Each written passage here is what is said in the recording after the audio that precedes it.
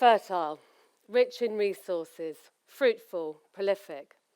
The ability to conceive, to create new life.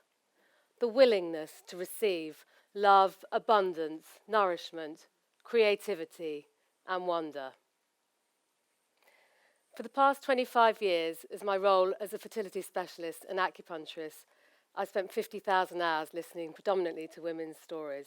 This is my first time out, by the way. I work collaboratively with the medical profession. I make systems work better. I'm kind of like the mechanic, tuning the engine, or the gardener tending to the soil.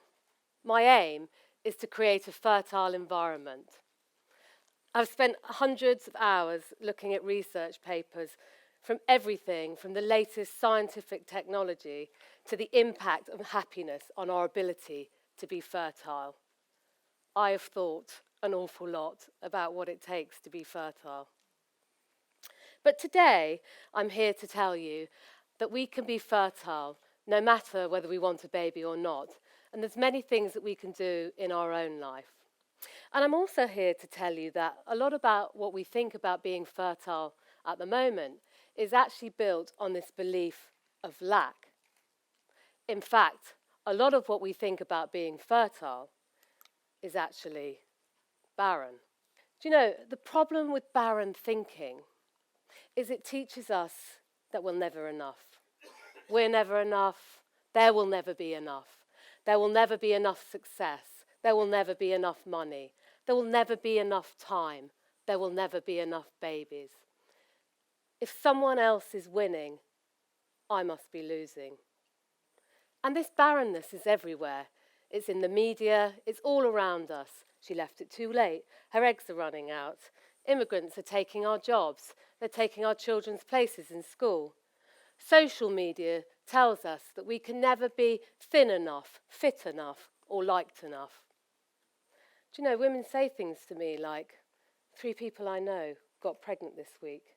Statistically, that means that I must be less likely to get pregnant. In 2014, 2 multinational companies launched their amazing initiative to freeze female employees' eggs. The rationale being that by freezing women's eggs, we can extend her fertile window while she builds her career. A beautiful and selfless gesture. At the same time, there's been a drive in schools to teach younger women about the declining nature of their fertility. Oh yes, the science is clear. Fertility declines with age. Female fertility peaks in her 20s and takes a nosedive at 35. At 30, you have a 20% chance of conceiving each month, and at 40, just a 5% chance. These statistics drive fear and barrenness into the hearts and wombs of women everywhere. The fertile window becomes a monthly obsession, and the monthly bleed a heart-wrenching disappointment. For women who are used to succeeding, failing to be fertile can be devastating. And it's always women that shoulder the blame, even actually when it's the guy that says the problem. And for all these women that supposedly left it too late, there's a guy that wasn't willing to get the test.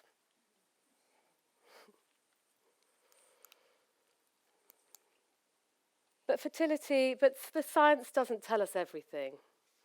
And actually, there's more to it than just our biology. So what I've done over the years is I've weaved together the science with the stories of people's lives. Because when you listen to the story, when you really listen, sometimes the source of the barrenness can be revealed and remedied. My daughter calls me a keeper of stories because I listen to the stories of people's lives. I listen to the lives of their family. I listen to the history of their menstrual cycle and their biology. I'm one of 5 girls, and I have 2 daughters myself. In my house, someone always had a period. At the same time as telling me not to get pregnant, my mother also told me that we 5 girls were the greatest achievement of her life. It's safe to say that I, like many women, had mixed messages about what it meant to be female and what fertile meant. I want to tell you a story about Claire. Claire came to see me because she had debilitating period pains. every month she would be left bedbound and vomiting, feeling as if her insides were being ripped out of her. When I started to talk to her, I found out that she was one of 7 girls. She was the 7th of 7 girls. And the daughter before her had got pregnant at age 16. Her father was so enraged that he insisted that Claire demonstrated to him every month that she had her period, a ritual that she found humiliating and shaming. One day her period didn't come at all. She knew she was a virgin, but she thought that maybe there was a monster inside her that had made her pregnant. No wonder she had a barren relationship with her monthly gift. No wonder she thought she may never be fertile. You see, I want to listen to the backdrops of people's lives. I want to know what the story is. And what is the relationship between that story and the current struggle? The story that my generation was told was a barren one. At all costs, do not get pregnant. Work hard, go to university. Old children, they can come later. The only cautionary tale we had about being fertile was a single mum pushing her baby in a pram, excluded from school, or any kind of a future. Being a woman and being in a female body was something to be overcome rather than valued. So if we weren't going to value being fertile, what were we going to value? Success, money, shoulder pads, of course. It was the 1980s. I see girls today in clinic who have no periods at all. Increasingly, they are under pressure to be lean, clean, perfect, and liked. On the surface of it, they look as if they have this sort of healthy lifestyle. But underneath, there is this ultra-vigilance and control that often hides a less than fertile approach to health and life. I believe we are more stressed, more anxious, more competitive, and less fertile than ever before. I believe we are barren. I myself am no stranger to a barren life. For a long time, I was living a life that on the surface looked to be successful. Had a great career, a family, a house. I prided myself on this amazing service that I was bringing to the world and to my family, but actually I was in sacrifice. I worked really, really hard, but denied myself time to be creative. I nourished others, but failed to receive nourishment for myself. I was the classic wounded healer. I thought I could do it all. Cook the perfect organic meal, build a practice, pick the children up from school, be there for everybody. But in 1 year, I lost a baby at 20 weeks pregnant, a third of my blood supply in the process.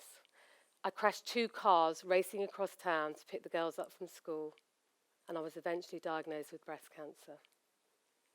Breast cancer that had spread to my lymphatics. So I needed surgery, chemotherapy, and radiotherapy. It never crossed my mind not to take the medicine, although it was really hard for me to do that. But I knew that I had to address my life and how I was living. I knew that I had to tend to the soil of my life and heal myself from the inside out. You know, just like the flower needs the soil to be fertile in order for it to grow, I needed to tend to the soil of my life. And there were certain things that helped me, certain ingredients that I'd seen help my patients that I applied to my own life at that time. In fact, these certain ingredients have helped me prepare for this talk and for the whole process of going through this. So firstly, I want you to imagine for a minute that you can really let go of control. How would that feel? You know, people really hang on to this thing called control. They say to me, but I really need to feel in control of everything. But actually, it's flexibility that's more important. Imagine a life where you could navigate your way around your problems with flexibility. Obstacles would come in the way, but you would be able to move around them without getting frustrated or angry. This is flexibility. This is much more important than control. You know, in the body, when the sperm is released and the egg is released at ovulation, Both need to travel through the fallopian tube in order to meet and become an embryo. But it's really important there's the flexibility within the fallopian tube. Getting stuck isn't an option. Getting stuck would spell death. I always say to my patients, what's so good about control anyway, you know? All the best stuff happens when we let go of it, like love and stuff. Imagine a world where there was community and connection. Imagine a world where collaboration replaced competition. How would that feel? Imagine if we all had time to be creative and passionate and connect to our heart and what we wanted to do. When was the last time you felt a real sense of awe and wonder? You know, in the body, conception is the ultimate act of creativity. I'm going to say that again. Conception is the ultimate act of creativity. Yet it's amazing how little awe and wonder we give to it. I want to tell you a story about Laura. Laura came to see me. She'd had 2 children. She adored her children, of course. But she told me that she longed for a third. And as I listened to her talk, I realised that she longed for something else too. She described how she felt lonely. I think we can all relate to that. So even though her life was really full, she had 2 beautiful children, and she still felt lonely. She felt guilty about this. And as she talked, I said to her, what is it that you really, really love doing?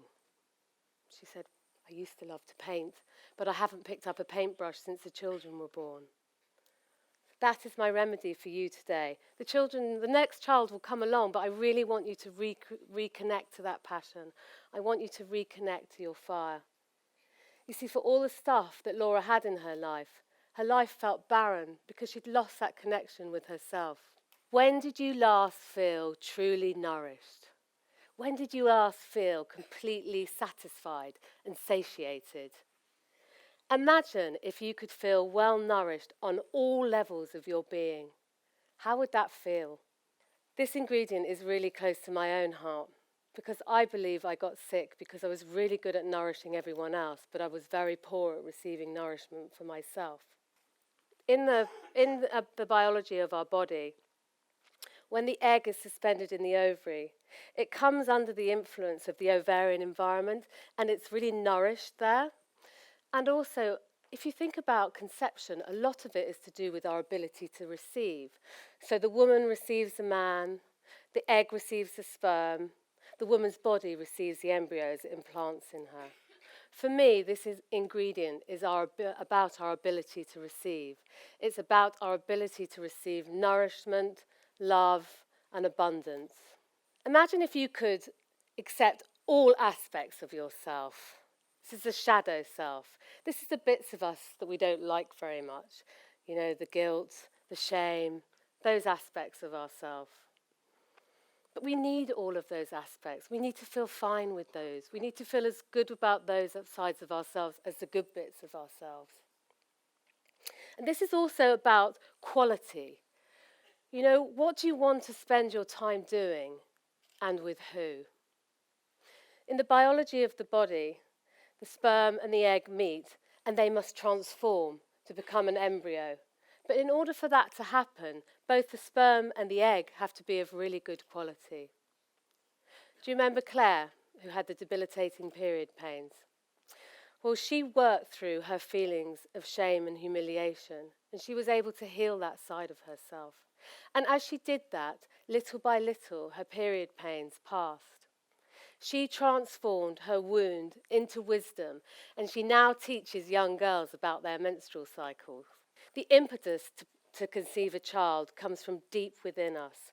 Just like the emperor penguin marches through the blizzards and the snow in order to achieve its mating ritual every year, this is belief. And human beings are like this too. To conceive a child comes from a deep belief within us. When I was having chemotherapy, it was really important that I believed it was going to help me because I actually thought it was poison. So I set my mind to believe that they were giving me the silver elixir of life. Do you know, I haven't actually aged a day in 11 years. It's a funny thing, belief, because patients often say to me, do you know, I don't know about this belief thing. I don't know. I'm really worried to invest in belief because I'm kind of scared belief is going to let me down, you know. And at some level, we want belief to be everything. But there's a part of us that thinks that belief might be nothing at all. But I see belief to be at the very, very heart of healing. I want to take you back to Laura. Laura went off. She decided to enroll in a painting class. And she really connected to herself. In fact, for me, Laura really embodied all of the ingredients. And while she was on the painting course, she painted this painting and she became pregnant. This painting now hangs on the wall in my clinic as a reminder to always follow the path of my heart and in the importance of valuing being fertile. When I was diagnosed with cancer, a great friend said to me, "Lucky you, you will become a great healer. You will learn the real value of life." And I was like, well, I don't feel very lucky. You know, but in a way, he was right. So my hope is this, that the next generation learn that there is more to life than being perfect and liked, and that we all learn to value being fruitful, prolific, resourceful, and allow ourselves to receive love, abundance, nutrition, creativity, and a sense of wonder. Then we will embody being fertile. And when we do that, we will receive our greatness. And by doing so, we will allow others their greatness too. Thank you.